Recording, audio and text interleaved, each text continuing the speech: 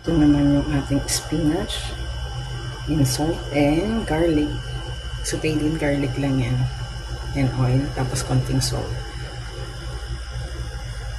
Ayan, tinulungan ako ni Mother. Siya naghimay nitong mga dahon ng spinach. Ako yan nagbalat. Ito lang yung malambot na part. Yan ang nakukuha ko. Hinugasan ko na rin para ready na mamaya pag niluto ko siya.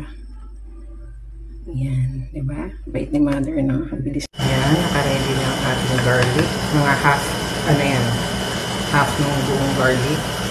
Tapos hinili yung salt lang tayo. Tapos yung dahon. Nugasan ko na yan, diba? So, hot oil na lang. Gigising natin yung ating bawang. Lagyan na natin yung ating bawang. Isang lang natin. Hayaan natin mag-brown siya ng konti. Nakalagay natin yung spinach. Ayan, medyo brown na. Lagyan na natin itong stock. I-save na natin ng konti. Lagyan natin. Tapos, lagyan na rin natin yung mga dahon.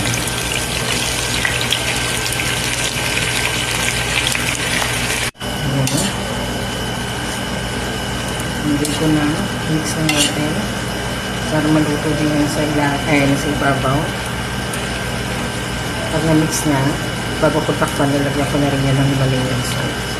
Ayan, ganito lang karami yung salt na nilagay ko.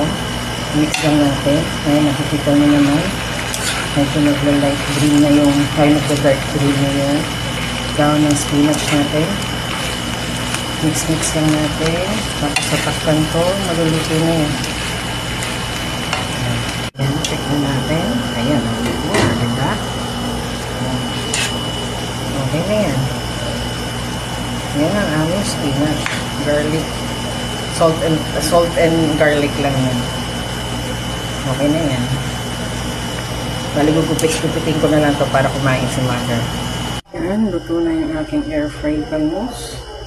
May tomatoes and chopped onion. Ito naman yung ating spinach. In garlic and salt lang. Hindi na ako naglagay ng pepper kasi baka ubuhin si Mother. Ayan.